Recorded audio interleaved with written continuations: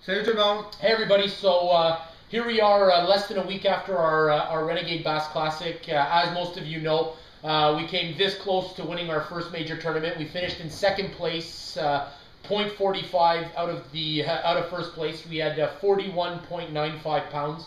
We're going to give you guys a quick rundown of how practice went and how the tournament went and a little bit of the lures and techniques that we used.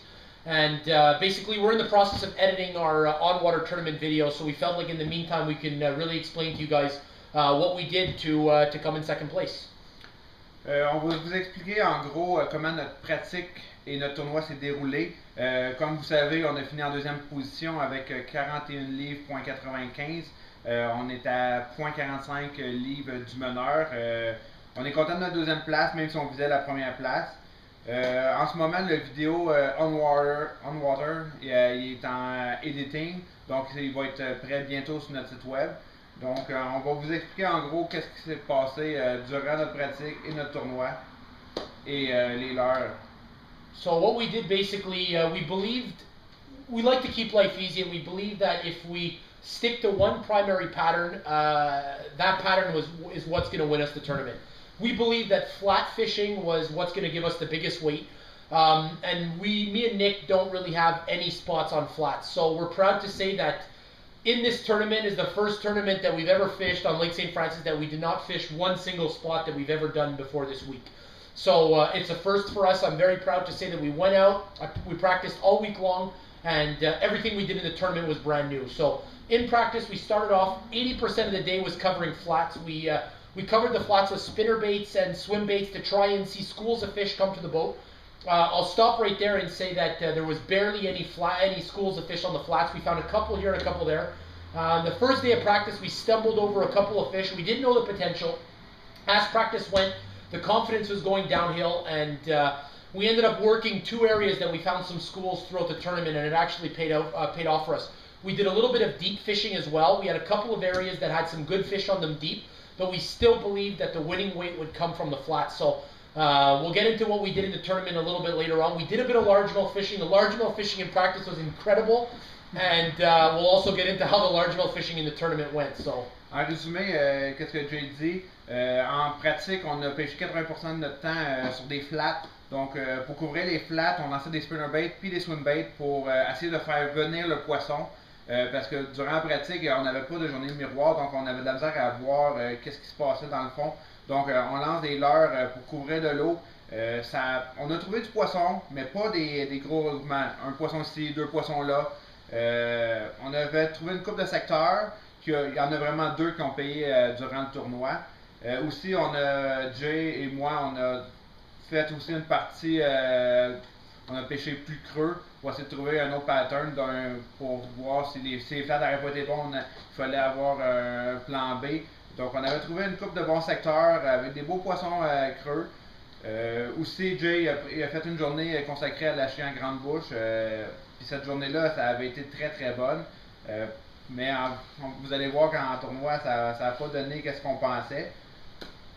Alors, we're going to go into explaining a little more in detail how the tournament went. Yeah. Basically, we started off saying, like I just mentioned, we're going to be doing our flat fishing. So me and Nick, right away we went to this flat where we believed it was a transition area from deep to shallow water. We saw a bunch of fish schooling in the deeper water. It's not actually a shallow flat. It was kind of a transition area. And right away we get there in the tournament, bang, I mean, you guys will see it in the on-water video, but bang, bang, 2 3-pound smallmouth, 2 walleye. We moved up onto the flat. Nick's hook's like a 10 or 15-pound muskie, and we just couldn't get the size to go. So we covered the flat. We weren't getting anything. And then what we did was we moved on to the second flat that we more or less saw fish in practice, but we believed that there was some fish there because we had a couple of good ones come to the boat. And we got there at 12 o'clock. We had 2 smallmouth in the live well. Actually, I'll go back a little bit. We actually decided to go largemouth fishing in the area that I found in practice. It was absolutely loaded. I must have had 25 bites in half an hour. I shook off a 5-pounder. I caught a 4-pounder. I saw some big fish for largemouth. And in tournament, we went at 9:30, 10 o'clock in the morning. Nothing. We caught 1 small fish. So now I'm going to explain to you guys a little bit of how day 1 went in the tournament. I'm going to keep this pretty short because I don't want to spoil everything for the on-water video. But basically what we did was we started off, we had two main flats that we wanted to work. The first flat was kind of a transition area. We believed that the fish were moving from a resting area to a feeding area. So what we did was we started on that. We caught a couple of medium 3-pound smallmouth. We caught two good walleye, two beautiful walleyes, and a really nice muskie that Nick caught up on the flat. But for some reason, the school or the schools of smallmouth weren't there for some reason. They were scattered a bit. We were seeing them, and we couldn't get them to go. So what we did was we worked that area. We covered the flat, and in practice, had a phenomenal day of largemouth fishing. So I said, we got to go give it a shot.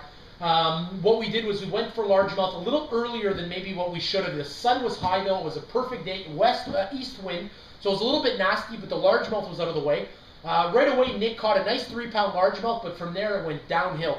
For some reason, the 25 bites that I got in practice that I did not hook, I'm somebody who usually hooks quite a few fish in practice, and I actually wasn't stinging them. They weren't there anymore. So we believe maybe with the sun coming up higher, they were, earlier in the day they might have been more on the flat, and as the sun came up, they might have come out. So we might have been there a little bit too early, but basically we moved to a secondary flat that we weren't sure of the potential, and it was absolutely amazing. Alors, peut-être Nick, tu peux répéter le début? Oui, notre premier spot de la journée, ça a été un spot qu'on pense que c'est une transition, c'est une passe de transition entre le creux et vraiment le moins creux. Ça a bien été. Premier lancé, Jay a pogné un acheté en petite bouche. Par contre, c'était 3 livres. Donc, il en a mis 2 dans le bateau, 2 de 3 livres. Il a capturé 2 beaux dorés. J'ai pris un muskie. On voit le potentiel du flat, mais ça n'a pas donné comme qu'on voulait. On voyait des gros poissons au loin qui sautaient, mais ça n'a rien donné. Par la suite, on s'est dirigé pour, comme j'ai dit, l'acheter en grande bouche, qui en pratique avait connu une très bonne pratique. J'ai capturé une grande bouche au début, une 3 livres, une belle, puis par la suite, là, plus rien. Il y avait eu peut-être 25-30 bêtes en pratique, là, plus rien. On y était de bonne heure, il était peut-être 10 heures. Là, on s'est dit peut-être que le poisson n'est pas en dessous du cover encore, il est peut-être trop de bonne heure. Donc, on a décidé la deuxième journée de retourner. On va vous dire qu'est-ce qui s'est passé. Mais par la suite, après la largemouth, on avait 3 poissons dans le vivier. 3 poissons, 3 aspirants de 3 livres. Puis il était rendu vers 11h midi, on était sur un flat secondaire, qu'on savait qu'il y avait du poisson, on savait pas le potentiel. Et it was incredible. We got to this flat that we had seen some fish in practice on, and right off the bat it was game on. It was murder. We from 12 o'clock until 3:30 we caught a 21.3 pound bag. We got a 5-pounder. We were catching 4-pounders, 3 pounds 12 ounces. It was absolutely incredible. We'll get into the lures a little bit later, but basically we were fishing wacky rig dumb sticks, and we were fishing Jigajo head, tube jig heads, Gobi style heads with Dumbs tubes. We kept life easy. When we got onto the flat, the wind laid down, and it was absolutely incredible. One of the, not the best, but one of our best days of fishing together. I mean, when you catch a 21.5-pound bag in 3 hours of fishing and you're throwing back 3.5-pounders, what more can you ask for? We decided to head to the weigh-in with 21.30. And after day one, very happy to announce that we were in 4th place with 21.3 pounds, and we were really well positioned for day 2 at all. Comme j'ai dit, dès qu'on est arrivé sur notre flat secondaire, j'ai lancé un tube, pas une 5 livres. Après ça, ça a commencé à mordre. Donc de midi à 3h, on a changé nos poissons complets, on a réussi à faire 21 livres 30. On a capturé au moins une dizaine de poissons, des 4 livres, des 5 livres, des 3,5. C'était incroyable. C'était vraiment le fun. Donc c'était pas compliqué. Jay lançait un tube Jigajo, tête de tube Jigajo avec un tube Doms de couleur naturelle. Puis moi, durant les 2 jours, je lançais un Senko Doms de couleur naturelle de façon wacky. Donc c'était slow, on pêche les flats. On connaissait pas le potentiel, on savait qu'il y avait du poisson. Donc on faisait des... C'est le fun parce qu'on apprenait le secteur pendant qu'on le pêchait. Exactement, comme Dieu dit, c'est des nouveaux spots pour nous. C'est qu'est-ce qu'on a trouvé en pratique. La seule chose qu'on savait, c'est que le poisson qui était dessus, souvent, il est peureux. Donc, faut pas les voir. On faisait des lancers excessivement longs, très très longs, puis on pêchait lentement. Donc, on utilisait 2 techniques. Un qui un tube dans le fond qui grattait le fond tranquillement. Puis moi je couvrais plus, je couvrais vraiment toute la longueur d'eau. Donc, j'ai mon 5 coups jusqu'au fond, je le ramenais. Donc, on couvrait vraiment le spot au complet, tranquillement, puis on a réussi à capturer des poissons quand même agressifs, là. So now we'll get into our explanation for day 2. All right, so for day 2, we basically we started off in 4th place. We were really confident yet slightly worried at the same time because we really beat the crap out of our main flat that worked. So basically, we said, you know what, we're gonna start on that flat again, and we're gonna work it slow, and we're gonna see what happens. Well, unfortunately, day 2 comes, and we end up with another boat right on the flat at the exact same time. So we said, you know what, we're not going to panic. We decided to rediscover the flat and work the outside edge of the flat closer to the deep water. And as we came around towards the deeper water, we weren't sure what we were doing. We didn't get a bite in the first half an hour. We said, oh, maybe we should leave. I catch a 2-pounder on the Dumb's tube and the Jigajo tube head. So we decide to say, you know what, let's keep working it. So we decided to keep going on the outside of the flat, and boom, Nick catches a 3-pounder. Okay, great. He caught it on the Wacky Rig Dumbstick. At that point, the tube kind of went downhill from there. It wasn't getting much bites on the tube. We can't really tell you why, but all I know is that Nick was out fishing me on day 2, probably 4-1 with the Wacky Rig. So basically, we continue along on the outside edge. He catches the 4-pounder. Now keep in mind, where we were fishing, we didn't fish on day 1. We were fishing on the outside edge of the flat. Not even 5 minutes later, Nick throws out the Wacky Rig Dumbstick, and boom, 5-pound smallmouth, grabs it, swallows it. The fight is on, the fish is under the boat, we get it in the boat. So basically, now we leave this flat, we fish the rest of it. It wasn't, I mean, after we worked the outside, we didn't really get much. When we left the flat, we basically had a 5-pounder, a 4-pounder, a 3-pounder, and a 2-pounder in the live well. It's kind of funny, it went from 2, 3, 4, and 5 pounds all the way up. It would have been nice if it would have been a 6-pounder after that, but never happened. So, peut-être tu veux juste répéter avant qu'on continue. La journée 2, on a commencé, pas compliqué, on a commencé sur le meilleur spot qui nous a permis de faire un gros bag la première journée. On arrive là, il y avait un autre bateau qui est arrivé en même temps que nous. Donc, on a fait le flat comme qu'on l'avait fait la veille. Ça n'a rien donné le matin, on l'a pêché peut-être 45 minutes, ça n'a rien donné. Donc, en sortant du flat, on savait pas qu'est-ce qu'on faisait trop, là, où est-ce qu'on allait.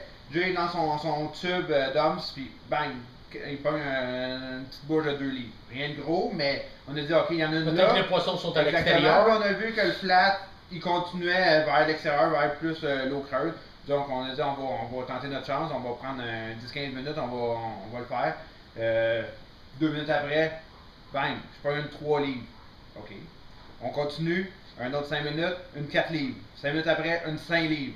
Là, on l'avait vraiment tout couvert, on l'a refait 2-3 fois, puis il y avait rien d'autre. Donc, on avait une 2 livres, une 3, une 4, une 5. Donc, c'est pas super, il était pas trop tard, il était peut-être 9h30. Ouais, peut-être 9h30 maximum, 10h au plus tard. Donc, ça va bien. Puis là, on s'est dirigé dans un autre secteur. So what we did from that point on is we decided to go to the flat that we did on day 1, that we started off on day 1. We had seen some big fish. We were telling you that transition spot. So we get there. Unlike day 1, we were throwing our lure, no bite. Day 1, we were getting bites.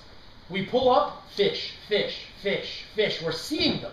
So for whatever reason, and some good ones too. There were some 4-pounders, some 4.5-pounders that were there.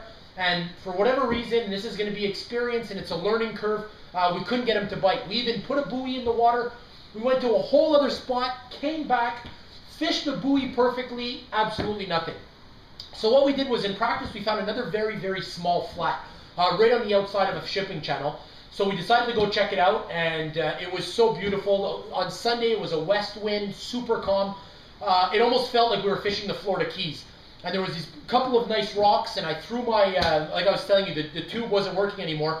So I threw out the Wacky Rig Dumbstick, and I just saw this nice big smallmouth come out. It was so perfect. I told Nick, look, it came up, and it just absolutely crushed the Senko imitation lure. So we set the hook, took a good fight. It was underneath the boat. It was a major fight. It was really hard to get it in, actually, for some reason. But we landed, and it was a 4-pounder. So now at this point, we got a 5, we got 2 4s, we got a 3, and we got a 2. So now the nerves are starting to build because we're getting close to a bag that's big enough to maybe win this tournament. So